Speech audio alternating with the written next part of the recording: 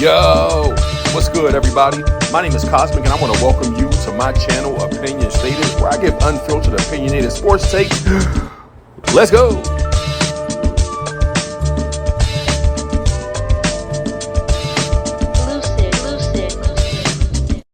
Yo, what's good, everybody?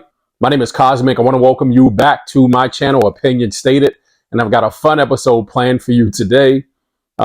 This one pertaining specifically to the NFL and my favorite NFL team. Unlike what I do with the NBA, I do not have a favorite NBA team. I just come on and I talk about basketball. As I kind of transition into talking about football, with this being right on the brink of the NFL football season, college football as well, I'm going to throw in some college basketball this year and kind of talk a little bit. From those perspectives, I will not be doing like a specific fan thing. Obviously, you can see I have the Commanders helmet, you know what I mean, like here in studio. And so I'm going to try not to be biased in my, I'm definitely not going to try. I'm not going to be biased in my reporting of the sport of football, you know what I mean? But you will see quite a bit of Commanders content to come. Before I dive deeply into this particular episode, do me a huge favor. Like the video. Liking the video helps us cruise along algorithm avenue, helps us get into the presence of individuals such as yourself who might be interested in this kind of content. Also, subscribe and click the notification bell to be notified as to when my newest episodes are uploaded. And so without further ado, I'm diving directly into this content. I'm going to entitle today's episode, McLaurin Contract Dispute Ongoing. And so unless you've been, as I say, completely and utterly living under a rock, you are unfamiliar with the reality that Terry McLaurin has been holding out, or initially was holding out from training camp in pursuit of an extension on his contract, an extension that will go beyond the present year that we're approaching or on the precipice of heading into, where Terry is still in a contract for 15+ million for this final year of his contract. Terry wants to extend respectfully and rightfully, if you're on the Terry McLaurin side of things, because man, Terry's been that guy, you know, for a number of years throughout his career.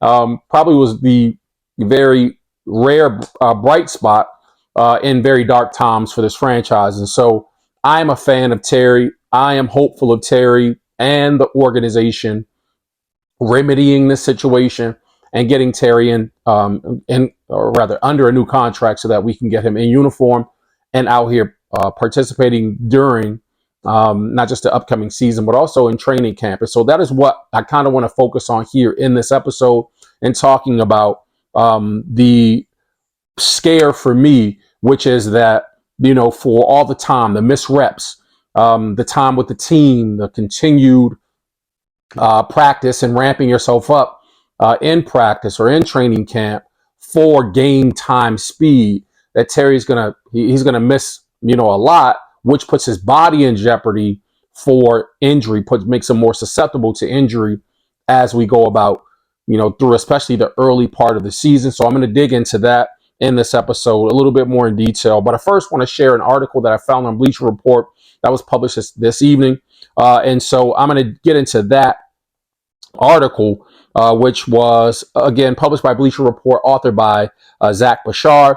And that article is entitled Latest on Terry McLaurin's Contract Rumors After Returning to Commanders Camp. So before I get into the article, because I did mention that Terry initially was holding out and then he decided to hold in. So last week, you know, he showed up to training camp, not in uniform, but showed up to not hold out of camp, but to hold in. And by holding in, for those who don't understand what that, you know, essentially meant, is that he would not be participating in training camp, which, you know what I mean, like is allowed if you're hurt, injured, etc. So citing an ankle injury, they threw him on the PUP list, citing obviously that he could not participate, but also prevented Terry from continuing to receive fines for not being at training camp, as he is under contract to be in a participatory mode with the team. Got it? All right. So we're all up to speed on that.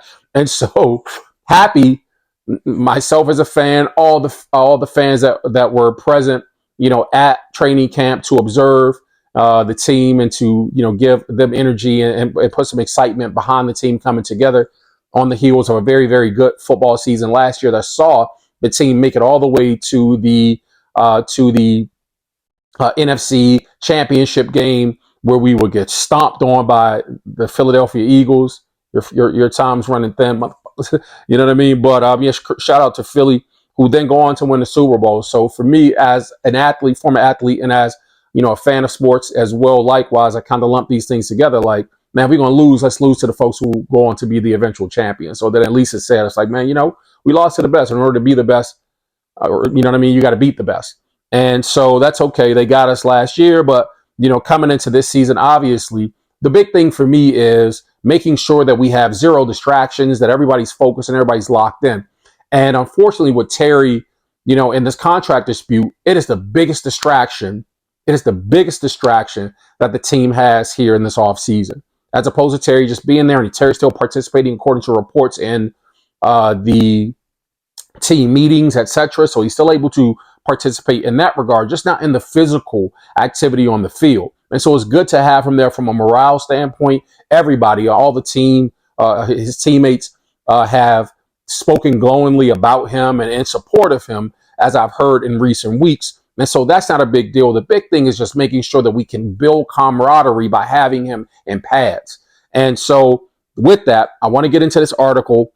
And the article goes in as saying the Washington Commanders contract discussions with Terry McLaurin received an update from Diana Russini of The Athletic on Monday. From what I can gather, nothing has changed significantly, yet Russini reported on the Scoop City podcast. I know there's some talk out there that McLaurin is looking for the identical contract to DK Metcalf. I heard there's parts of that contract that he's looking for, but it doesn't necessarily mean that's the exact APY. McLaurin reportedly requested a trade on Thursday while holding in during Washington's training camp, but the Commanders still don't have plans to move him. The two-time Pro Bowl wide receiver is set to earn a $15.5 million base salary during the upcoming season before hitting free agency in 2026. ESPN's Adam Schefter reported July 28th that he feels McLaurin wants considerably more than the $33 million average annual value that Metcalf earned on his 4-year, $132 million contract extension that he signed with the Pittsburgh Steelers.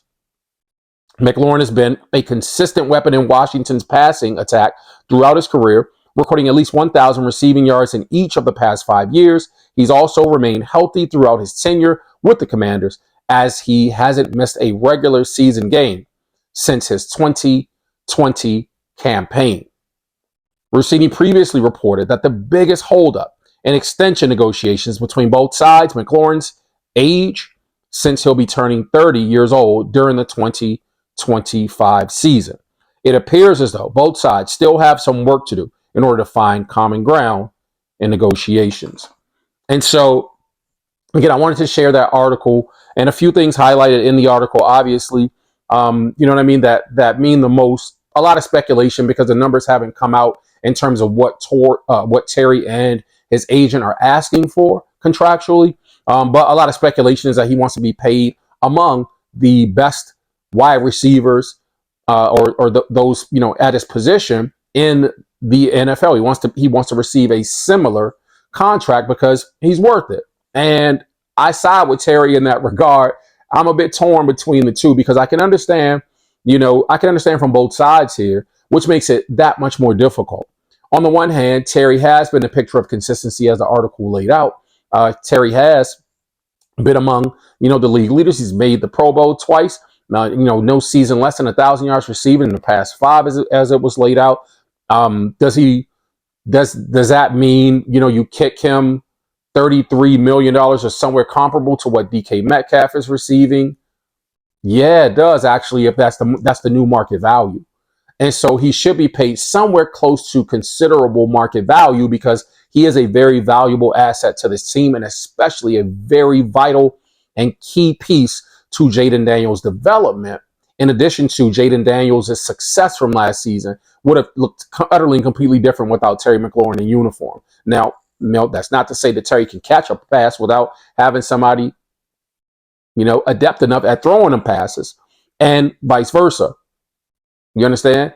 Regardless of how great Jaden Daniels is, if he doesn't have people with good enough hands, then it's not going to matter. You know what I'm saying?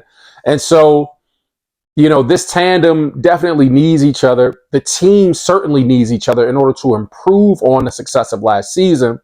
But again, I can side with both in understanding that the age is a factor, as was laid out by Rossini of The Athletic in this article, where she says, kind of one of the biggest things is Terry's age. And, if that's a big holdup, again, it only amplifies my concern, because a big holdup could be like, yeah, bro, but he's approaching 30 and Terry turns 30 by my understanding, you know what I mean? Like heading into this 2025, 2026 NFL season. And so he's 29 years old, about to turn 30. If the thought in the general consensus is that 30, man, is it, like it's all downhill from here, then I can understand the team not wanting to lock him into major dollars contractually that'll then prevent them from having some wiggle room in the salary cap years down the line, as Terry's still beholden to a lot of, or the organization is beholden to a huge amount of money to him contractually. You know what I mean? When he's kind of fallen off. Now, I'm not saying he's going to fall off. I'm just saying I can understand that as a arguing point or as a stance or as a bit of a holdup, right? It's like, hey, man, this is our concern. You have been great, but, we're not paying you for what you did. We're paying you for what you can possibly do for us. That's what the contracts are about, right? And so, again, there's that draw, because again, for me, as we just specifically speak to age, he's not getting any younger, right? And so he's not a spring chicken. So I don't think 29, 30 years old is very old, but we're talking about athletes with wear and tear on their bodies. And so the older an athlete gets, the more they need the reps and the training and the treatment, et cetera, to help their body recover a little more quickly than it normally would otherwise. And so that is my chief concern with Terry sitting out, is that, or with Terry, holding in, but sitting out of, the training camp reps, practices, getting this full on. Now, I'm not saying that doesn't mean that he's not still doing some things to work out, which I'm certain that he is, because he's a consummate professional. So, but is it at the level that it would be if he was with the team? I'm just not sure. So that's the basis of my concern. And so I just want to make sure that I get on record by saying what I am afraid of is two things, right? Or are two things. One, this being a distraction from the team, so the team can't build that camaraderie and gel well together here in training camp, which is very important, right? So most time that they'll get a chance to spend together, because after the season starts, it's a different level of preparation for the next week, et cetera, et cetera. It's not like this training camp time that you get a chance to spend with your teammates. So that's a concern for me, is that it could be a distraction. Secondarily, the second concern is that, like it could lead to some injury, soft tissue injury, et cetera, moving forward for Terry, which I want to get into now. As I expressed it as a concern, I want to get into some comments, and Jaden Daniels has been a consummate professional in how he's addressed this and how he's spoken about this as I've watched the reports develop over recent weeks. And so I want to get into comments from Jaden Daniels regarding Terry McLaurin's situation, and then I'll come back and I'll offer my opinion. Let's take a listen to young Jaden Daniels. I know this team and this organization is asking a lot of you. They are not going to ask you how to sign or get Terry McLaurin into camp and figure that all out. But how do you handle a situation where there's uncertainty surrounding a player who I know means so much to you? Yeah, control what I can control. I know one day 17 will be running out here, and hopefully soon. But I can't control what he has going on with his business or the front office stuff like that. I gotta go out there and try to be the best version of myself each and every day, and just hope one day it all gets resolved. And 17's back out here catching passes. And so, you know what I mean? Like, so it sounds like it's not like problematic, or at least it's being approached diplomatically, you know what I mean, from Jaden and from every one of the Commanders players who've spoken about it, right? And so that I can breathe a bit of a sigh of relief because of that. But I'm certain it's still got to be frustrating, and it still takes away from not just the preparedness of Terry, but also the preparedness of Jaden to be able to sync up with Terry and continue to build chemistry. And so these things are still doubly concerning, even if it's not necessarily having the impact of distraction on a major scale just yet. But with training camp continuing to wear on, first preseason game being on Friday versus New England, and then beyond that, you know what I mean? Like, the longer Terry's off the field participating in training camp, the longer it's going to take him to get ready for game speed, participation in, perhaps some of these preseason games that matter and that make sense, where he's receiving game speed reps along with the first teamers, the starters, you know what I mean? And so this is just really, it's just really disturbing, to me from that standpoint of being a fan. This is just, probably solely the fan speaking, that's just saying, bro, we had such a good year. Let's just make sure that we're doing everything that we could possibly do as a team. And that includes the organization and the players, to assure that we put our best foot forward coming into this season, with expectations being as high as they were because of what we accomplished as a team last year. And when I say we, I don't mean me like I'm going to suit up. That helmet's not going to fit my head. But, I'm saying we, from the standpoint of the Commanders and, fans everywhere. And so with that, as I talked about, my fear being that he won't be physically ready and up to speed, and how it could possibly lead to, soft tissue injuries like hamstrings or pulled this or pulled that, because, you know what I mean? It's just kind of going to be accelerated through this. Like, let's hurry up and just get him on the field. I just don't want to see, the potential of nagging injuries that lead us into a season that has him limping throughout because of a lack of preparedness, which, stems from maybe, a stubborn stance being taken from his part and also from the organization's part to kind of budge getting this, contract squared away. But not to belabor that point any further, I want to hear from Coach Dan Quinn, who, kind of addressed the same in terms of a timeline for Terry's return and what that looks like in terms of Terry practicing. Let's get into that, and I'll come back and I'll offer my opinion. Not a timetable. I think you'll see the on-field work, and then we'll progress from there. So once you get a good bit of on-field work, really hard routes, decelling, stopping, that's the hardest part. Not, straightaway speed, but mostly for receivers, that decel, that's the comeback, that's the in-breaking route. And so that's most of it for wideouts and for DB. So when that hits the spot, then I'm expecting then that to turn quickly. You see what I mean? And so, like you said, for wideouts and for DBs, you know what I mean? Like, man, it's going to be that running the routes, the cuts, you know what I mean? Like the deceleration to slow down to get into a cut. You know what I mean? Like all these things, route running, full speed, game speed is very important. Again, I'm not saying that Terry, or that doesn't mean, I'm not saying that him holding in means that he's not still getting some work in, but it's just alarming, you know what I mean? Because he's not participating with the team itself. And so even if he is still doing some personal workouts, it's still not the same as being able to work out and build cohesion with the starters, especially cohesion with Jaden, who is entering this, his second season. And, who obviously the talk of the sophomore slump is, kind of abounding, which I'm not concerned about, but I also want to make sure that we do as much as we can to assure that this brother, that we're setting young Jaden up for success moving forward. And so, you know, that has been the basis of this episode, man. I want to thank you guys for tuning in. Hopefully I made my point succinct.